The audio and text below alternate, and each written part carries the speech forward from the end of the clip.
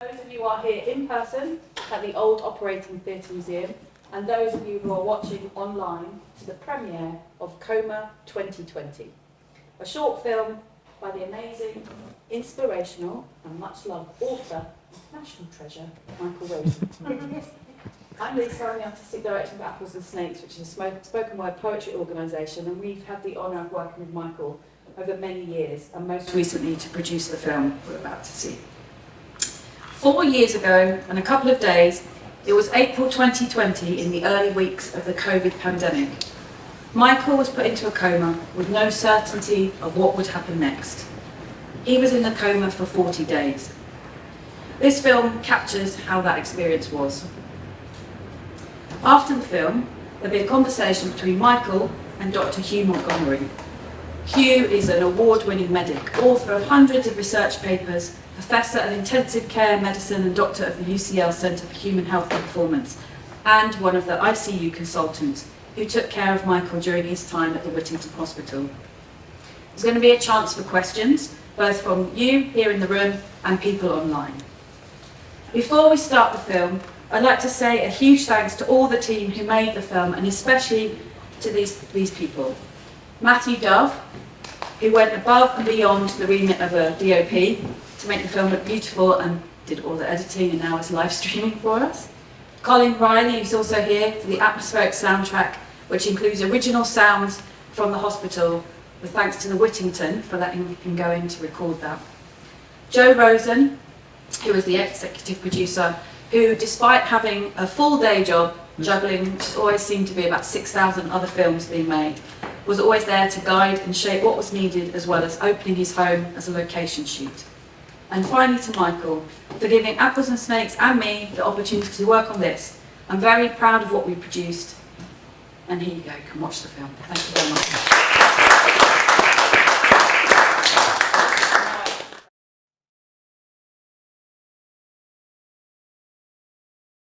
A doctor is standing by my bed, asking me if I would sign a piece of paper which would allow them to put me to sleep and pump air into my lungs. Will I wake up, I say?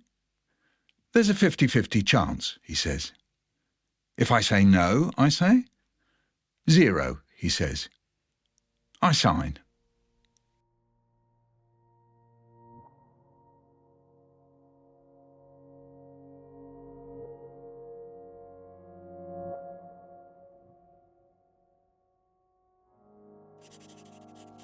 Patient diary, April 6th. You've been intubated. That means a tube was placed in your throat to help you breathe. You've been kept fully sedated to allow you to tolerate the tube to give your lungs and organs time to recover. April 7th. 11th of April. Dear Michael, It's been a quiet evening. You've been resting comfortably. April the 16th. You're sleeping peacefully at the moment, monitored and controlled by the ventilator. Your vitals are slowly improving, including your temperature. We have wrapped you in a heated blanket and repositioned you May regularly 1st. to improve your lung You still have function. some way to go until you recover, but your body is now fighting this virus.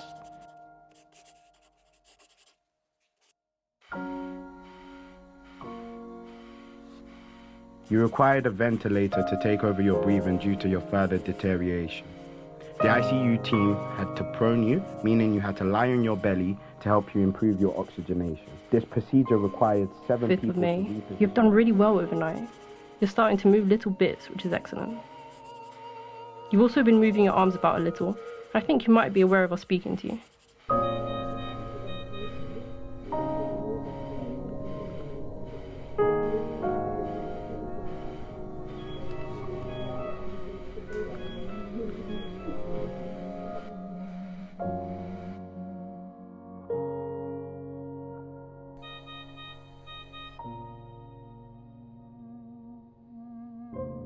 Bits of a body they test. A body in bits.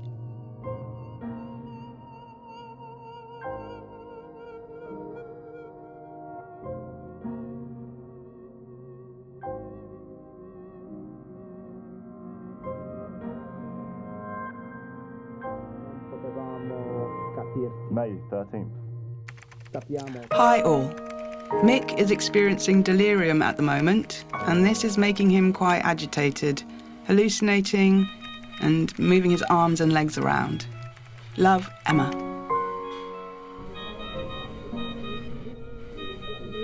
خسته نباشی ولی من دستاتو گرفتم. May 12th. This is for the 17th of May. خیلی شب طولانیه. انشالله راحت هستی. I think you might have been aware of us speaking to you. You still have a tube in to help you breathe. You've been restless at times, but I've been here to hold your hand.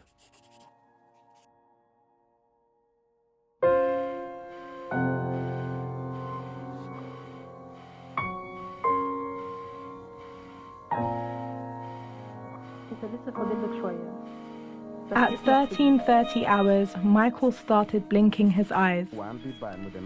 Dear Michael, things may seem like a dream when you are here. You may remember vivid memories or images, sounds or even smells.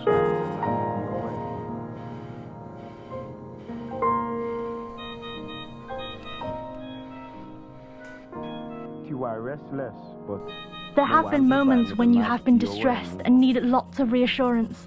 This is completely understandable. Being in ITU under the current circumstances can be incredibly disorienting and traumatic. You've been trying to tell us a few things, but we haven't been able to understand, and that's been very frustrating for you.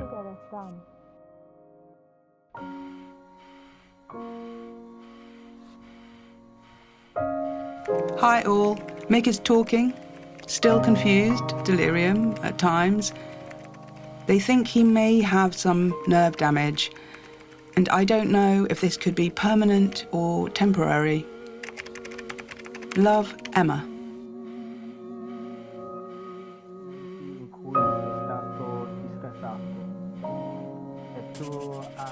Your eye is fixed.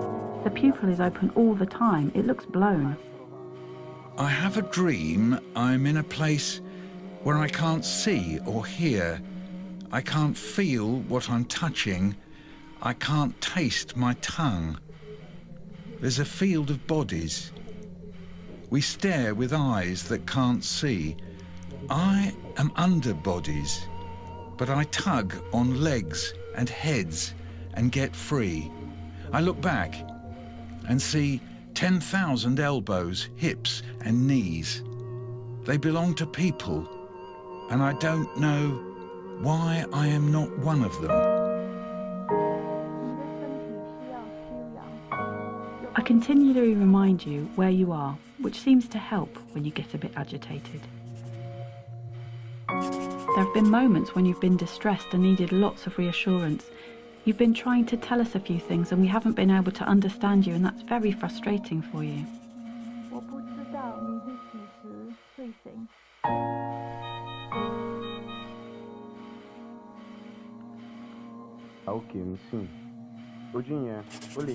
May 19th, day 43. Please be patient with yourself. Slowly but surely. You will not fully remember all the events that have happened, but it is expected, as you received so many sedatives in the early stages of your admission here on the unit. Hi all. I'm very happy to say that Michael is moving out of ICU tonight.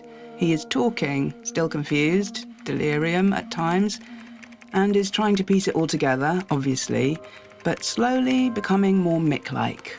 Love, Emma. Thing is, Michael, we thought you were brain dead. I look down and see my legs. They are my father's legs when he was dying.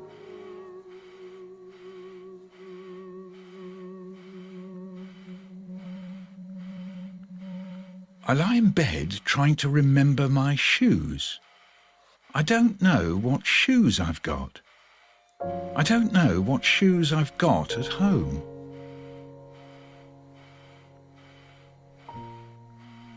I look down to the bottom of the bed at my big toes.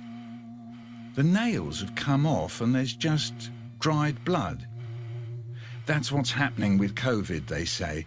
Sticky blood fills the capillaries, they burst, and bits of the toes die. You stand at the end of my bed and stare at me. I ask you why. You say you're doing my obs. What is this, I say? We look at you to find out how you are, you say. What you write down, I say. What we see, you say. We filled you full of mind-changing drugs. We gave you drugs to put you to sleep and drugs to paralyse you, so you didn't feel the tube in your throat, otherwise you would have pulled it out. Doctors and nurses start reading stuff inside you. Liver, kidneys, spinal column. You knew they were there, but you couldn't read them. When the doctor said I had a 50-50 chance of waking up, I thought, if I go, at least I won't know I'm going. Like my son Eddie. That's what the doctor said about Eddie. He wouldn't have known he was going. The membranes of his cells leaking, his insides turning to mush. That's what the doctor said. You get used to the body you've got. You know it. You may not have words for it, but you have pictures of bits of it and how the bits move. One part of your body says, "Hi, I'm your back, this is how you bend." Another part says, "Hi, I'm your mouth, this is what your teeth feel like." Another part says, "Hi, I'm your legs, this is how you walk." It's your body in your mind. Then a big thing happens and your body changes. You've got a new body, new body bits, and your mind struggles to know it. To start off with, it doesn't want to. You don't want to know your new body. You want your new body to go away. Then slowly, you start to find out ways to get to know it. You can try not to, though. It won't make any difference. It'll still be there saying, "Hi, I'm your new body." It doesn't walk away. It's always with you. You have to get on together.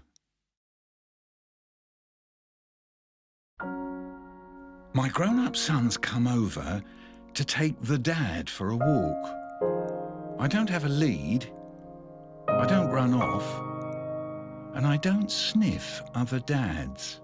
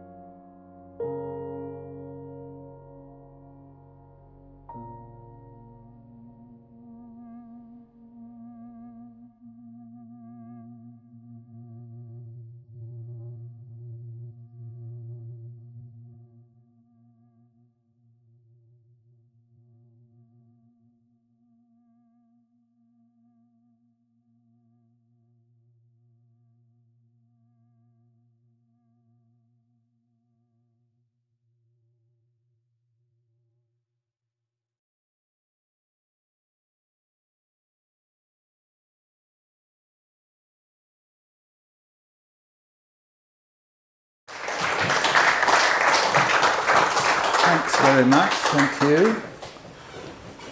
Right, so I'm Michael. This is Hugh, who you heard about in the film. In the audience you can see there's Emma, and there's Colin, and there's Joe, and there's Emil.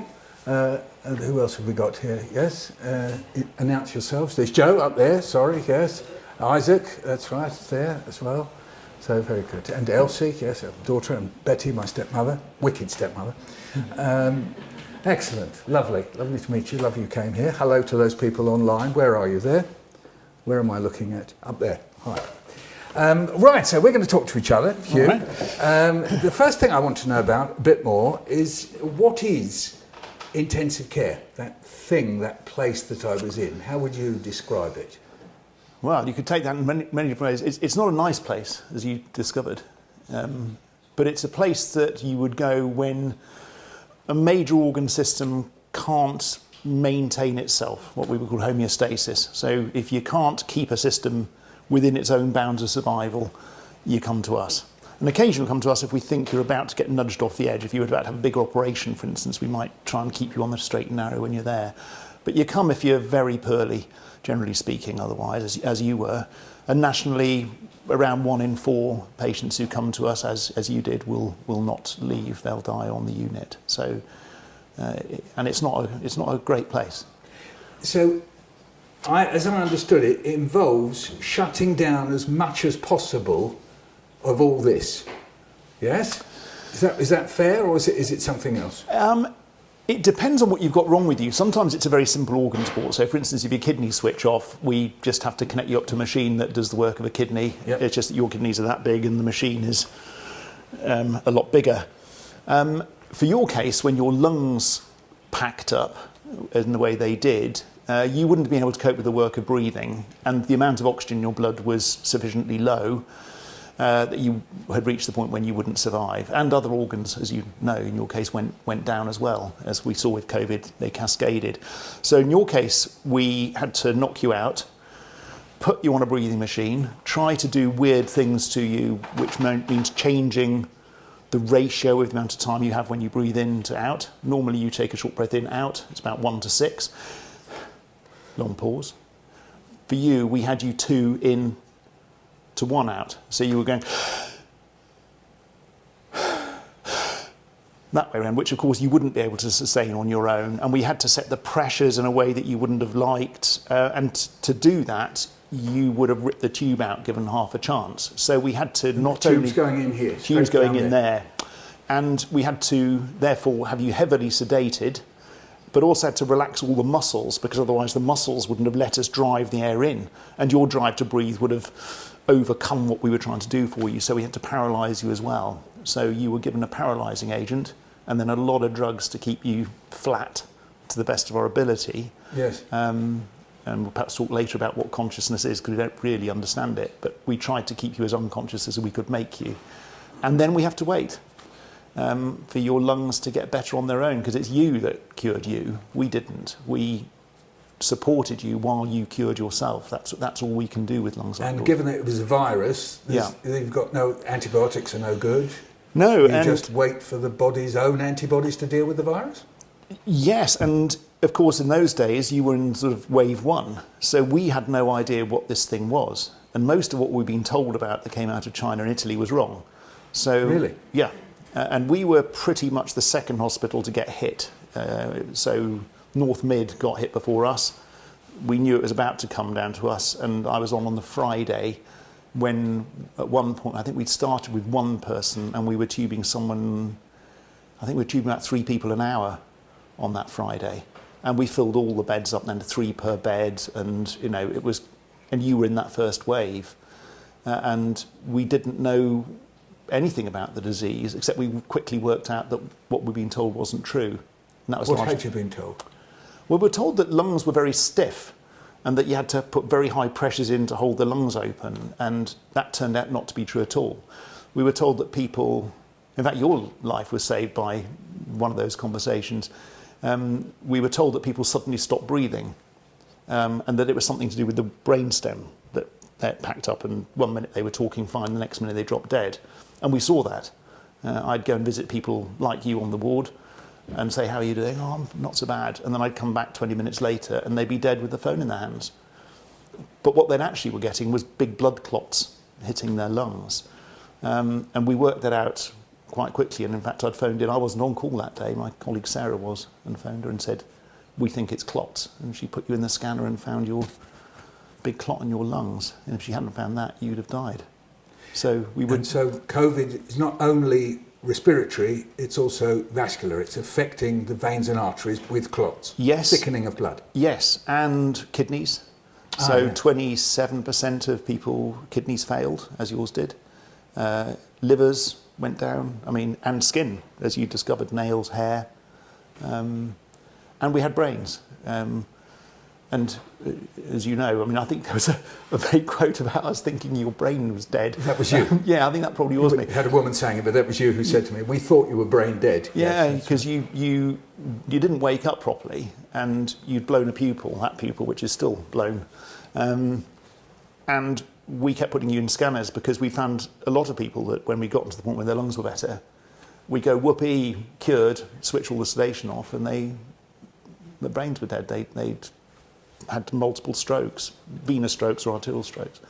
And so that we could thought, have been because the capillary vein burst in the brain, an aneurysm, well, no, or an mainly embolism. clot. Yeah, clot. Yeah. And it was, say deeply disappointing makes it sound like a massive understatement, but when you just thought you got someone through after weeks and weeks and weeks and weeks, and then you switched off the sedation and there was no brain there.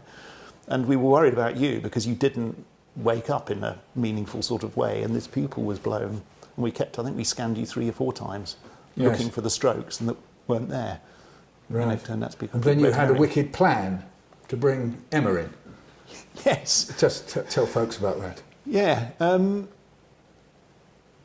I suppose we were shooting the breeze earlier on about what consciousness is, and I don't really know. You could define it a number of different ways, and I certainly don't know how you know if someone is conscious.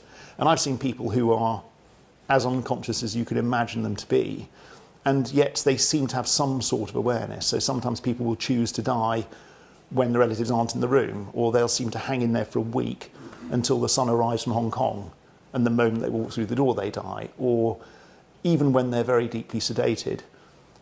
So I always talk to patients, and I don't do it for show, I always talk to patients on the basis that something is going in.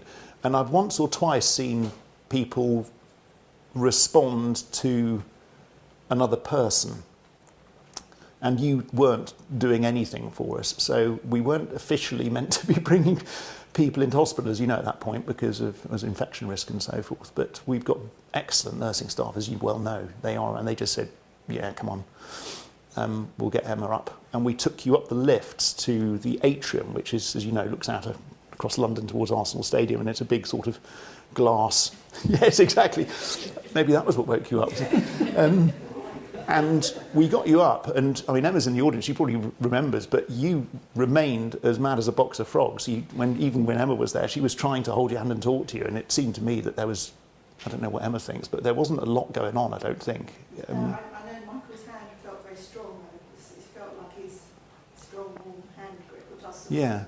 He had any strength. And I think it was playing the little short messages from all the children and family members. He responded to 1 or 2 of those, I think. But I thought, well, that was a waste of time then. And I put you in the lift with my juniors, obviously you were still on a ventilator, to take you down. And I took the stairs. And when I came out, they said, Michael woke up in the lift. It was like that. You were transformed. You suddenly, apparently, started talking and engaged with everyone. And that was 10 seconds after you'd left Emma. So these things are important. I don't know how they work, but they do sometimes. So this is extraordinary, this thing, so that you're giving drugs which sedate and paralyse, in my case, and we say they're not conscious, sedated, in a coma, unconscious, got all these words, and then this particular patient doesn't wake up, as we say, then something happens, and then they are awake. Then there's another problem, of course, I have no memory of this at all. Yes. So then we have a whole period lasting about 10 days that is totally blank for me, there's nothing at all. And then there's various pictures and stuff coming and so on. But so there are these different states of consciousness. Yes, there are, and we have no objective way of assessing them at all. And one of the problems that we faced with people like you in the first phase was that normally what we would do twice a day is switch the paralysing agent off, and we put a couple of electrodes on and give you 4 little electrical stimulus which makes you twitch. And if you're fully paralysed, you won't twitch at all. And if you're weakly paralysed, you might get 1 twitch and then it fades away. And so we make sure that you're not paralysed, and then we give you a shake and say, hello Michael, how are you, and assess you. And if you're flat as a pancake. We turn the sedation down a little bit and then re-paralyse you and do that twice a day to try to assess how deep we've got you. But we couldn't do that. We were absolutely overwhelmed. I mean, we had dental receptionists helping us as nurses, veterinary assistants. I mean, it was... Speech and language therapist. Speech and language therapist here. Yeah, so it was an interesting team, wasn't it, at the time. But we couldn't do things the way we normally would. So we had to keep people a lot flatter than we otherwise would have done, because clearly to have you paralysed and aware would be incredibly cruel. Yes. So you were filled full of the wicked fentanyl, which is, the drug of choice that's out there killing people on the streets nowadays. But you had an awful lot of that, and that's an opioid. It's a synthetic heroin equivalent, basically, and it's very strong. And another anaesthetic agent called propofol, and that's what you were pickled with for your time. That leads me to ask that I know that some people, there's that big book I brought in, but some people have terrible, terrible dreams and nightmares who come off this stuff. Yeah, they do. Is Martin Stones here? Are you here, Martin? This is a book that this person, Martin, has given me, and it's a book about, you can see, it's about altered states, and it's put together people's dreams and nightmares and pictured them. I don't know whether you can see that. There's a guy sitting in bed there with an elephant over him. Don't know whether you can zoom in and see that. I'll just take some random ones. There's someone there with, let's have a look, just strange kind of psychedelic-y type sort of things going on. And in my case, the worst was the one that you heard me saying about the bodies lying all over each other. A kind of Belson type sort of image that came to me. Some others that were just more bizarre rather than awful, but I know some other people. Well, David Aronovich, who's in here, he was with you. Am I allowed to say that? Anyway, yes. Anyway, there's in the book. So those are caused by the drugs. Is that right? Yeah. Is that fair to say? That's almost an unfortunate consequence. Almost entirely. We don't again really know. There are a lot of the inflammatory mediators, when you're as inflamed as you are, will make your brain not work right. So if anyone here watching has had really bad flu or knows someone who has, they know that sometimes they're a bit bonkers, or the person they're talking to is a bit bonkers. Yes, just being inflamed can make your brain not work right. And COVID, of course, also inflamed the brain directly. So you had 3 reasons for being far more confused than many would. And you're right, the perceptions get altered, and sometimes really not nicely. We were talking earlier, but I had one patient once who was aware enough of being loaded into a CT scan and thought they were being loaded into a crematorium, and was trying to scream but was paralysed and couldn't talk to tell everyone he was still alive. And I can't imagine how utterly awful that must be. But other times people have no recollection at all of that time. I'm imagining they do have the same hallucinations, it's just they don't remember them. Yeah. And just a little historical point, when did people start doing what you've done, intensive care? Here we are in this ancient hospital, which is very important to point out. This is the origin, some of the first anaesthetic ops, is that right? Ops with chloroform and... Yeah, absolutely. So, firstly for anaesthesia, as in putting people under, as you well know, that there wasn't much of a choice. There was opium and there was alcohol. And so all these stories on ships of amputations being done with people getting drunk on Puss's rum are true, because it's the only thing you got to give people was to get them sufficiently drunk, bite on a stick and then start sawing. Then we started getting the volatiles. The first intravenous anaesthetic actually was opium dissolved in warmed port, which I imagine would probably work quite well. About when was that? Oh, that would have been mid-1800s. Yeah. And then ether and chloroform started appearing. So Lister was the first ether anaesthetic was given actually by dropping this volatile gas onto gauze over someone's mouth. I think there's a mask out there, isn't there? As we came in, I think there was a mask that, Yeah. I was saying earlier on, I probably saw the last ether anaesthetic ever given by my then boss, Geoffrey Spencer, who was a master with it and had a little dropper and some gauze on someone's face. And so on this timeline, when did people invent the idea of intensive care? Yeah. Well, of course, the problem was you couldn't keep someone you couldn't keep someone sedated using ether. That would have been impossible. And to what purpose? Because you didn't have antibiotics and you didn't have anything else. Cool. So modern intensive care really appeared in the middle of the last century with the polio epidemics. So you had people who became paralysed by the polio virus, some of whom were going to recover, and they needed some way of supporting them. And iron lungs were created. So these were iron sort of sarcophagi, which had bellows that drew air out, and you had a big seal around your neck, and as the sort of pressure inside the tank dropped, it would draw your chest out and it would draw air in through your mouth. And there were rows upon rows of these all around the world, actually, well, particularly Europe and Britain. That's when intensive care first appeared, and it's grown from there. And it's relatively recent speciality. So in this country, with my colleague Jeff Bellingham and another mate Dave Rosser, we were the first 3 people in Britain to be accredited as trained in intensive care. Oh. And I'm not that old. I'm 61, as it turns out. Right. But I accredited in the mid-90s, and we were the first 3. And what drew you to it? That's a good question. I guess I could be flippant and say low boredom threshold, but I found myself happier with people who were very sick. And it's physiology, which I always loved. So every patient it sounds flippant to say, is a sort of physiological preparation, but they are. You've got to, you were saying about reading bodies, you've got to try to understand what's going on at any moment and what you could do that might nudge things back the right way.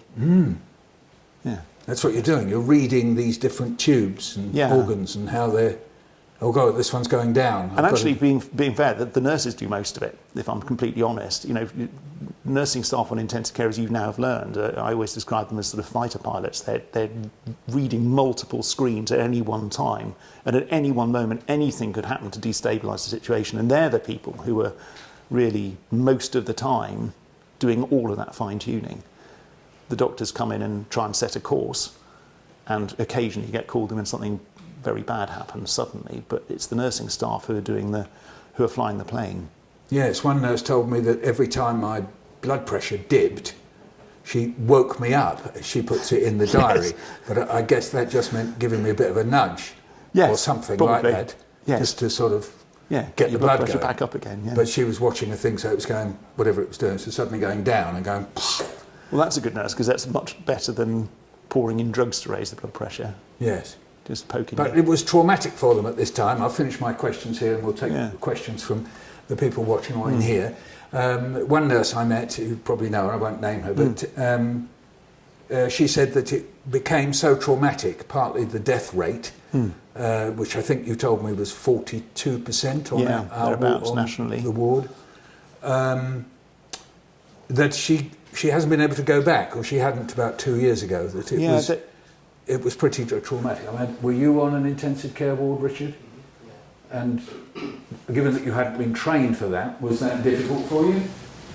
Yeah, it was, I think it's so different, you know, as a paediatric speech and language therapist, but I'm more like a teacher really than a nurse, and so it was so different to anything I'd done really. And I'd worked in care, so I felt like it was perhaps easier for me than some of my colleagues, but it was. But I think the nurses, like you say, were just amazing. And I think you're right. I went to one of the wards next to us because one of the seniors asked me to pop round and see them, and they were just all in tears because they'd taken 6 people out that morning. And they're not used to that. It's not what you expect, especially with relatively young, fit people. And I think very, very hard for nursing staff on intensive care because they're used to delivering such an incredibly high standard of care, and they couldn't deliver the standard of care they wanted to deliver because they would be one qualified intensive care nurse looking after 3 patients at the same time. Yes, you said there were 11 bays in the ward, but there were 24.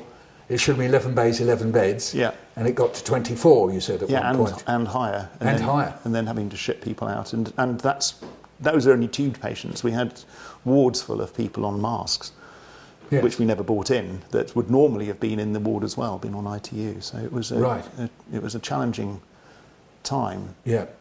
I mean, it's interesting though, I mean, we could reflect on many things about it, but one of the things where we had a confidential debrief of hospitals. We asked people just to have a conversation about those that thought they'd done better with their mortality and those that had done worse.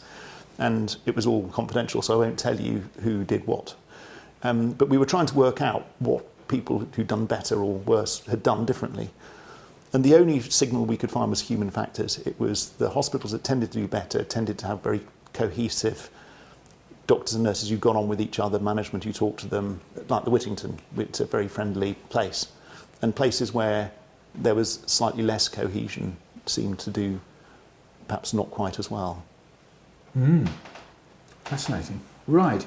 So let's do questions. If there's anybody in the room who would like to ask a question, and if not, we'll go online because Lisa is curating. Oh yes, there's a friend here. Do you want to say who you are? I'm David Potts. It's great to be here. Thank you for sharing that. It's really amazing. I guess I want to hear both your perspectives as a professional and someone who's had your experiences having this altered state of mind. What is your definition of consciousness? And you said you're not quite sure of what it is. What, from your experiences, is there a difference in this educational background? And I don't know. I'd just love to hear how you would define. I'm going to ask you first because in fact Michael will probably be coming up to our meeting. We're having 2 hours on this issue of consciousness because it's a very...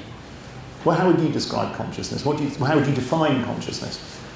It's very, very tricky because I've got this episode that's happened where I've got these different moments. In other words, the bit that you see at the very beginning when the doctor's saying, will you sign this piece of paper? I'm obviously conscious there. Then I get a jab and I disappear. There's no memories apart from a moment when I can see in my mind I've got mittens on.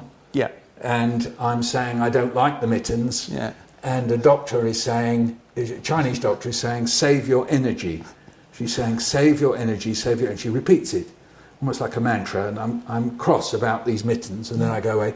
I've got a memory of someone coming to me with a mask. And it seemed to me as if it was like a medieval visor. So, but with lines across it. And I don't know if this is true or not. I have no idea. She's saying, people are laughing at me because I've got this on, right? Because I've improvised it. So it's not a real mask, a medical mask or PPE. And she's saying to me that I'm reassuring her. That's probably true. You think that's true, that one? So I tried to reassure her and said, well, I'm not laughing at you, sort of thing. And then the next, so these are conscious, I don't know what they are. And then there's a film that Hugh and I have been in, 2020, The Story of Us, and Hugh's talking to me. And he's saying, standing at the end of my bed, and he's saying, so you've got children, Michael? And I'm looking at him and I say, apparently. Now, I have no memory of this. I don't know whether I was doing a joke or not doing a joke. You laugh and I kind of smile. But the whole interchange, completely blank. When I saw it, it was the first time I've seen it. I've got no memory of the episode that Emma and Hugh have described. I've got no memory of that at all. So from the outside, I am conscious. But then if I've got no memory of it, there's some kind of state that is kind of in between, if I've got literally no memory of it at all. And then various scenes in the ward, the general ward that I was in afterwards, they start coming to me, and then in the rehab. But then I have another problem about consciousness. That is that huge amounts of what happened for the 2 years before I got ill have been wiped. So, for example, somebody came up to me not long ago and said, hey, you remember that party that we had for bear hunt, for going on a bear hunt? Bear hunt was, 2019 was, I can't do my sums, 30 years old, is that right, 1989? Yeah, that's right, yeah. Fantastic. Do you remember it? No, it was at the festival hall. You remember it was in the great big, and there was a big cake, and all the characters from the book, they were all, no. And then you gave this speech? No. Completely gone. And then there's lots of things now, more and more, I should be keeping a note of them, that people are telling me of this period for about, it seems to be about 18 months, and a hell of a lot of it has gone. Well, you're lucky to have got some of that wiped, though. We had a famous theatre director and writer who was on the unit at one point, and about a month before the Edinburgh Festival, he got phoned up by the organiser saying, just getting a bit anxious, remember those 40 plays you said you were going to deliver? Yeah. I know, with weeks to go. Apparently promised to write a short play for every day of the festival and hadn't written any of them. He's got no memory of it at all. I mean, in answer to your question, I mean, in terms of what's consciousness, I don't know. And in fact, there's a massive... This is a whole philosophical area, but, you know, I guess my personal definition is an awareness of being aware. So if you have that part of you that can look in on the other part of you that knows that you have awareness, then probably you have a consciousness.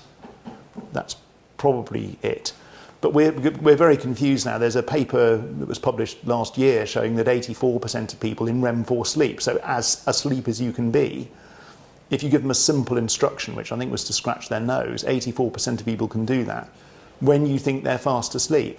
And large numbers of people under an anaesthetic who are having their bellies opened up, for instance, if you put a cuff around their arm to stop the paralysing agent and anything else getting through, in the operation you say, can you wiggle your finger? They'll do that. When you think they're as flat as a pancake, and they're certainly flat enough for you to be doing major surgery on them. So it starts getting a little confusing what being aware or aware of aware is. And then there is this, what I've just brought into the argument, is the historical element in which you seemingly were conscious, but then it isn't in any part of the brain that you can access. And this has happened to me twice. I was knocked down in the road when I was 17, and I have a memory of leaving my school, and the next memory is lying in bed in hospital. And in between, I apparently, according to my family, didn't lose consciousness at any time, even though I was knocked down, lying in the road, on the slab in the hospital, waiting for the X-ray machine to arrive, and being put in a sling to pull my pelvis together because it had come apart. All that I have no memory of at all, but I was apparently talking, had given details of my doctor, even though I got the doctor slightly wrong, but got the address right, and that's all gone. There's that chunk. So I'm bringing in a time element. So you're talking about synchronic, I'm adding in the diachronic element, because after all, we live in both dimensions all the time. And so there's one aspect of consciousness which you can lose, which is the chunks of the diachronic. Yes. Which is very strange. Yes, and for some people very traumatic. I mean, you've recovered seemingly mentally and emotionally very, very well, but there is a very, very high toll. I mean, you were talking about looking down at your father's dying legs, and my colleague Zudin, who did his PhD with me and did all the work, showed that people in your sort of state when they're critically unwell are losing, on average, and some people it's much worse, around 2.7% of their muscle mass a day, at least for the first 10 days. Yes. So that leaves you very physically debilitated, but actually mentally, north of 80% of people who've had an emergency ITU admission will have mental health problems at a year. They'll have PTSD, flashbacks of nasty things, or they'll have anxiety or depression. It's not for the faint-hearted, is it, intensive care? And we have to be very careful and thoughtful about who we put on it, because you don't want to torture people to death. You want to put people on there that got a chance of coming through, like the Michael Rosens of the world. Thank God. Right. Anyone else from here before we go online? Yes, sir. Yes. So, Dr. Hugh, I guess, what were your main methods of, maintaining your humanity and sanity at the height of seeing just all the mess and all the difficulty and all the stress and the overwhelming deluge of problems? I think, well, firstly, I think if you've chosen to go into intensive care, it's a bit different. It's a bit like if you signed up to join the Special Forces or something. You sign up knowing what you're going into, and you've chosen that path because that's what you know you're good at and it doesn't faze you. So I think for people like me, it was much easier because I'd chosen to do that nature of work in the first place. And as an academic intensivist, I wouldn't wish intensive care on anybody any more than I wish bombs to go off. But if those things happen, I absolutely want to be there for them because that's what I'm trained for.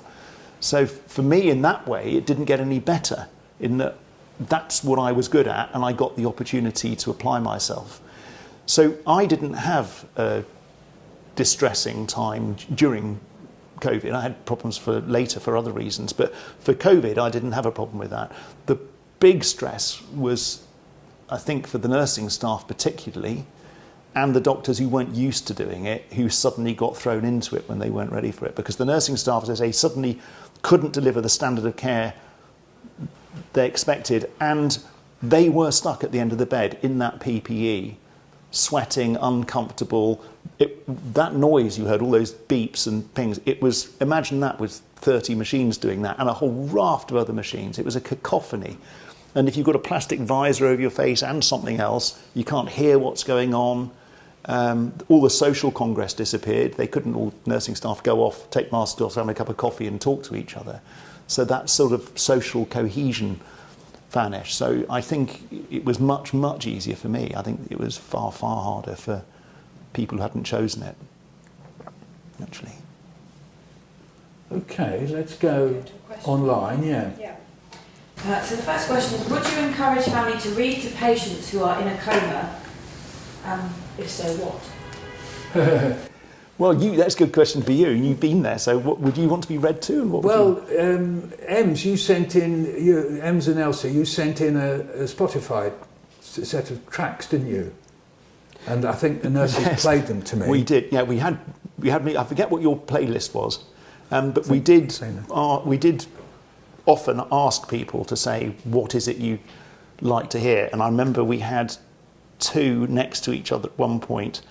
I was intubating this woman. I said, okay, you got a choice. We're tubing you. What do you want? And she said, Little Mix. Okay. Next door wanted Slipknot.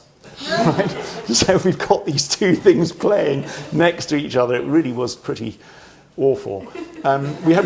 We had another chap in bed 4 actually, who's we said to his brother, what would he like most? Cliff Richard, he said. Loves Cliff Richard.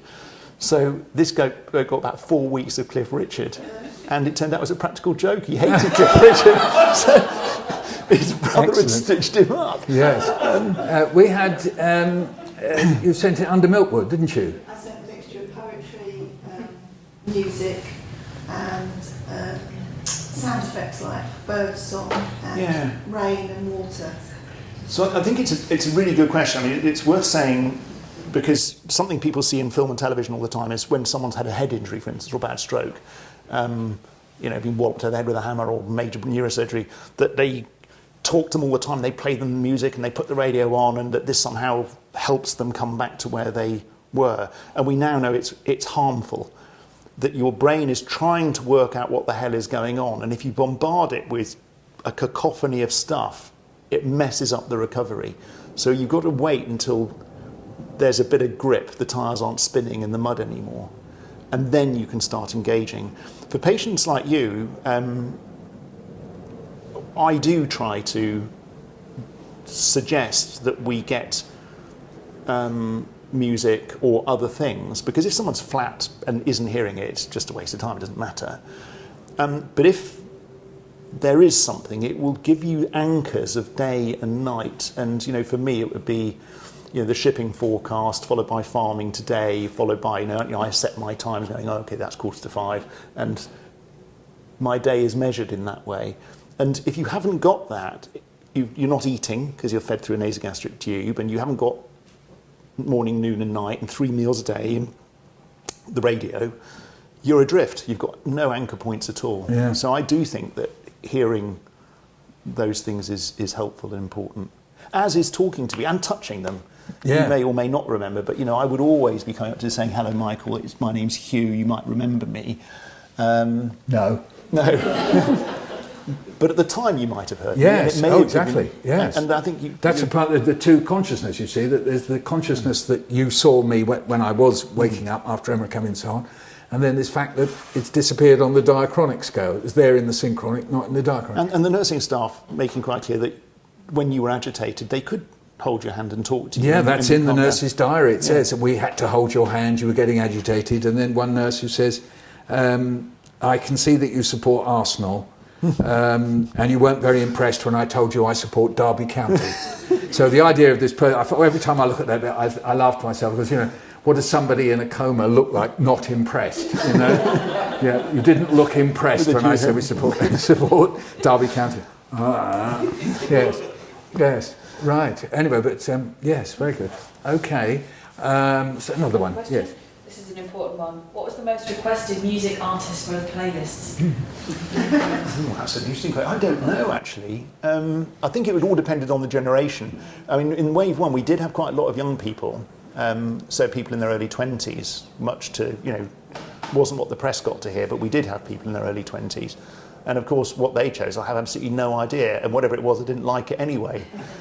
So the people of my generation, thank God, it was much more the Stones and Pink Floyd and so forth. Except this chap who liked 60s music and Cliff Richard and didn't. Yes. I don't know Not me, by the way. Yes, that's right. It's a lovely trick to play.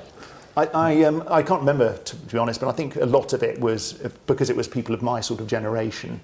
People who were very much older didn't make it to ITU because at that stage, and I think it was probably right, if you were old and debilitated, you weren't going to get through. You've got to be made of tough stuff to survive ITU.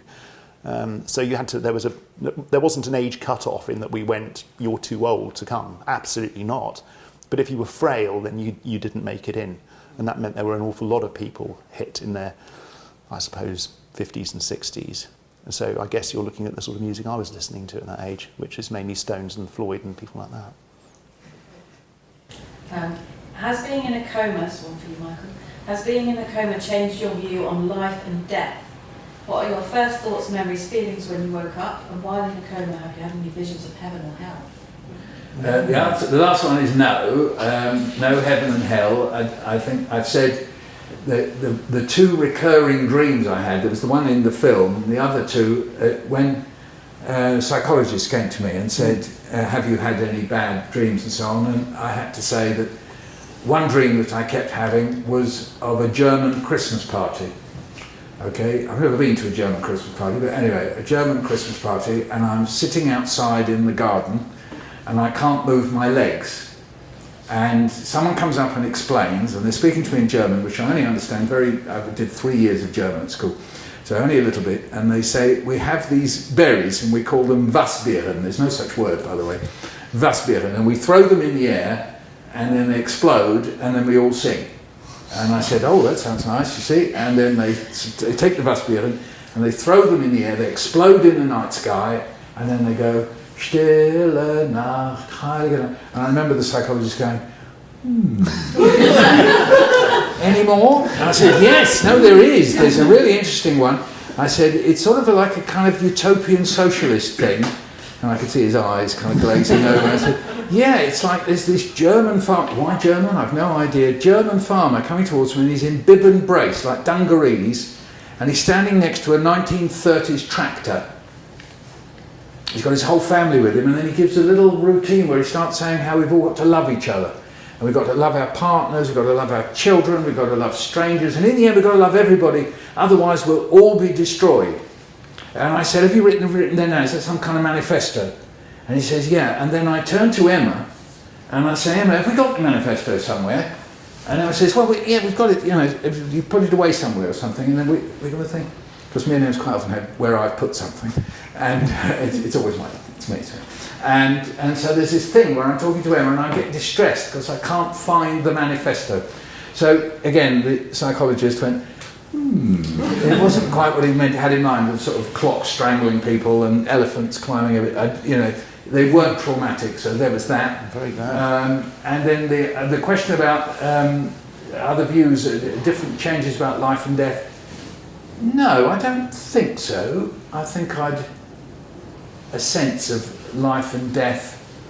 I think my son died, Eddie, and Joe's brother, Isaac's brother, and so on.